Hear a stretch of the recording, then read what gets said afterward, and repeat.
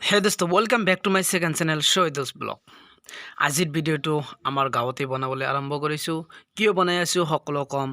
আহক আজিৰ ভিডিঅ'টো আমি সকলোৱে মিলি আৰম্ভ কৰোঁ।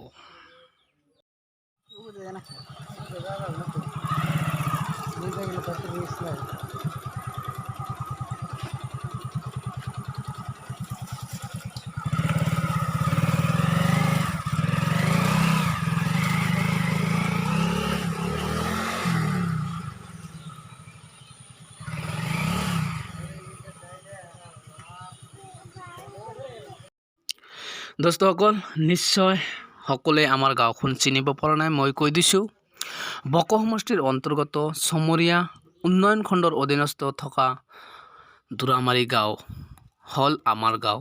আমাৰ গাঁৱৰ ৰাস্তাৰ অৱস্থা এইটো আপোনালোকক দেখুৱাৰ কাৰণে চেষ্টা কৰি আছোঁ। আপোনালোকে চাওক আমাৰ গাঁৱৰ অৱস্থা। এনেকুৱা ঠাইতে বসবাস কৰি আছোঁ আৰু কিছুমানে ভাবি আছে এনেকুৱা ঠাইত থাকেনে আৰু থাকোঁ আৰু উপায় নাই। এনেকুৱা ৰাস্তাত, এনেকুৱা গাঁৱত, এনেকুৱা কেঁচা ৰাস্তাৰ মাজতেই এনেকুৱা বোকাময় ঠাইতে আমি ডাঙৰ দীঘল হৈছোঁ আৰু ইমানখিনি বয়স হৈছে এনেকুৱা ৰাস্তা চাই সেইকাৰণে ইমানখিনি বেয়া নালাগে দোস্তসকল। কেৱল মই আমাৰ দুৰামাৰী যিটো গাঁও সেইটো দেখুৱাই দি আছোঁ, কিন্তু আচলতে চমৰীয়া উন্নয়ন খণ্ডৰ ভিতৰত যিমানখিনি গাঁৱত কেঁচা ৰাস্তা আছে, সকলো কেঁচা ৰাস্তাৰ অৱস্থা এইটো। কিনো অলপ বৰষুণ পৰিলে ৰাস্তাটো এনেকুৱা হৈ যায়। আৰু একেবাৰে বেয়া নহ'লেহেঁতেন। এনেকুৱা বেয়া হোৱাৰ একমাত্ৰ কাৰণ হ'ল ট্ৰেক্টৰ গাড়ী। মই ট্ৰেক্টৰ গাড়ীৰ ড্ৰাইভাৰসকলক অনুৰোধ কৰি কৈছোঁ, আপোনালোকে নিজৰ স্বাৰ্থৰ কাৰণে আপোনালোকে এনেকুৱা ৰাস্তা, কেঁচা ৰাস্তাত বৰষুণ হোৱাৰ পিছত কেঁচা ৰাস্তাত ট্ৰেক্টৰবোৰ সোমাই নিদিব। কিয়নো ৰাস্তাটো আমাৰ ৰাইজৰ কাৰণে হয়। আপোনালোকে নিজৰ স্বাৰ্থৰ কাৰণে আপোনালোকে এনেকুৱাকৈ ৰাস্তাটো বেয়া কৰি থৈ যাব, তেতিয়া ৰাস্তাটো কোনে মেৰামতি কৰিব?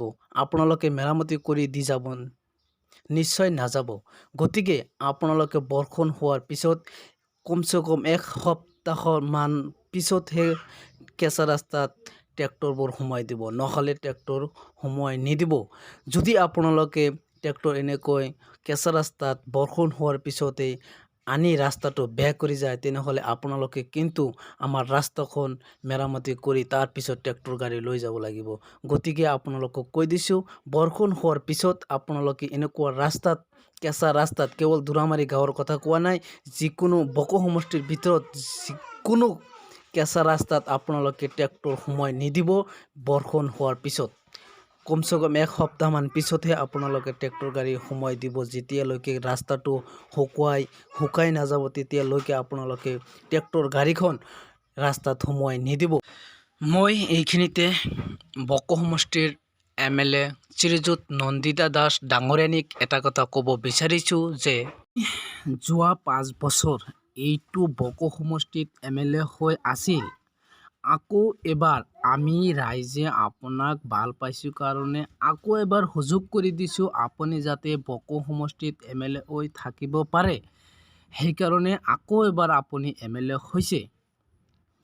যিহেতু আপুনি যোৱা 5 বছৰত এইটো বক সমষ্টিত MLA হৈ আছিল, আকৌ এবাৰ আপোনাক MLA হৈ থকাৰ সুযোগ কৰি দিছোঁ। আপুনি বক সমষ্টিৰ প্ৰত্যেকটো গাঁৱৰ খবৰ জানে। মই বিশেষকৈ ক'ব বিচৰা নাই। মই কেৱল দুৰামাৰী গাঁৱৰ যিটো অৱস্থা, যিটো ৰাস্তাৰ অৱস্থা, সেইটো আপোনালোকক দেখুৱাই দি আছোঁ আৰু কৈ আছোঁ, আপুনি যাতে এনেকুৱা ৰাস্তা 5 বছৰত ভিতৰত আপুনি যাতে এইটো ৰাস্তা এনেকুৱাকৈ নাৰাখে, আপুনি যাতে পকী কৰি দিয়ে, তাৰ কাৰণে অনুৰোধ কৰিছোঁ।